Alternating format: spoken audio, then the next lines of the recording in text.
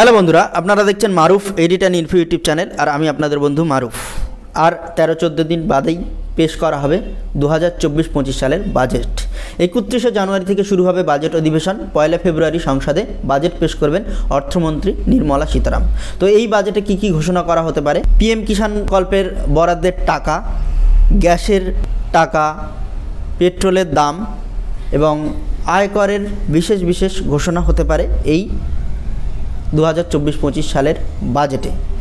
এছাড়াও নির্মলা সীতারামের কাছে কি প্রত্যাশা করছে মধ্যবিত্তরা, সমস্তটাই আলোচনা করব এই ভিডিওর মাধ্যমে, অর্থাৎ এই প্রতিবেদনের মাধ্যমে। আশা করছি আপনাদের যথেষ্ট উপকারে আসবে এবং ভালো লাগবে। তো সুতরাং ভিডিওটা শেষ পর্যন্ত দেখবেন। ভিডিও ভালো লাগলে একটা লাইক করবেন, চ্যানেলে প্রথম হলে চ্যানেলটা সাবস্ক্রাইব করবেন। তো দেখুন এই সংক্রান্ত আপডেটে কি বলা হয়েছে। 2024 সালের বাজেট পেশ করবেন অর্থমন্ত্রী নির্মলা সীতারামন। প্রতি বছরের মতো এই বছরও বাজেট পেশ করা হবে 1 ফেব্রুয়ারি। তবে চলতি বছরে অন্তর্বর্তী বাজেট পেশ করবেন নির্মলা সীতারামন।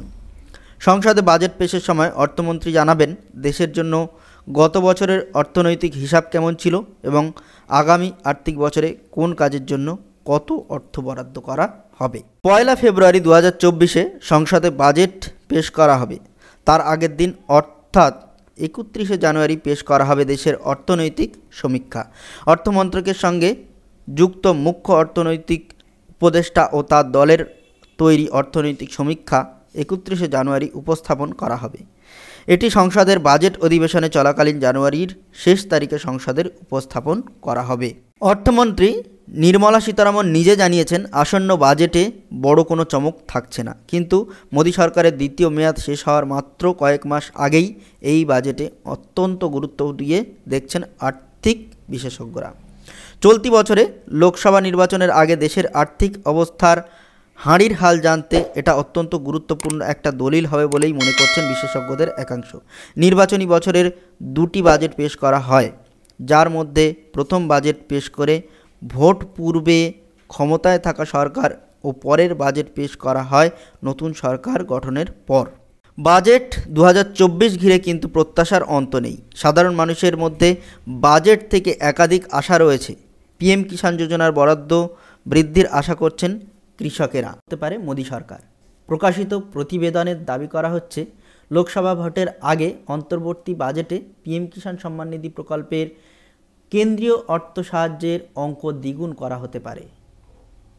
প্রসঙ্গত, বর্তমানে পিএম কিষাণের বার্ষিক বরাদ্দ 6,000 টাকা। 3টে কিস্তিতে এই অর্থ সাহায্য পান কৃষকেরা। তো এই বৃদ্ধি, এই আর্থিক যে সাহায্য পাওয়া হয় 6,000 টাকা, এইটা বাড়িয়ে 12,000 টাকা করার প্রত্যাশা করছেন সাধারণ মানুষেরা।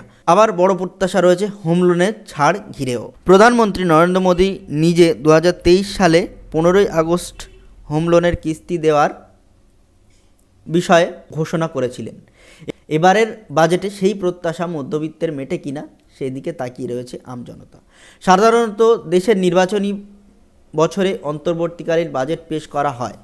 ভোটের ফলাফলের পর নতুন সরকার গঠন হওয়া পর্যন্ত দেশ চালাতেই যে ব্যয় হবে সেটুকুর জন্যই এই বাজেট পেশ করা হয়। এই অন্তর্বর্তীকালীন বাজেট আবার একটি অংশ থাকবে ভোট অন অ্যাকাউন্ট। একটি বিশেষ বিষয়, নির্বাচনের সময় সরকারি কর্মীদের বেতন ও বিভিন্ন পরিষেবার খাতে কত খরচ হবে তা এখানে উল্লেখ করা হয়। ভোট অন অ্যাকাউন্টে বাজেটের সময় পাশ হলেও তা নিয়ে সংসদে কোনো আলোচনা হয় না।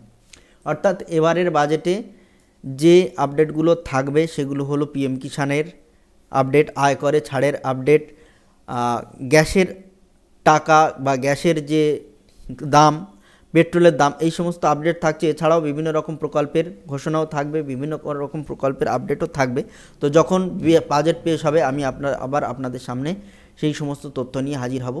তো আজ ভিডিওটা এই পর্যন্ত ছিল। যাদের ভালো লেগেছে, ইনফরমেটিভ বলে মনে হচ্ছে, তারা অবশ্যই ভিডিওটা লাইক করবেন, কমেন্ট করবেন এবং বন্ধুদের কাছে প্রচুর শেয়ার করবেন। আর যারা আমার চ্যানেলে প্রথম বা ভিডিওতে প্রথম, তারা অবশ্যই চ্যানেলটা সাবস্ক্রাইব করবেন এবং পাশে থাকা বেল আইকনটি ক্লিক করে অল করতে ভুলবেন না, যাতে আমার সমস্ত সাইবার ক্যাফে রিলেটেড ভিডিও সবার আগে আপনার পেজে চলে আসে। তো দেখা হচ্ছে আগামী ভিডিওতে। টাটা।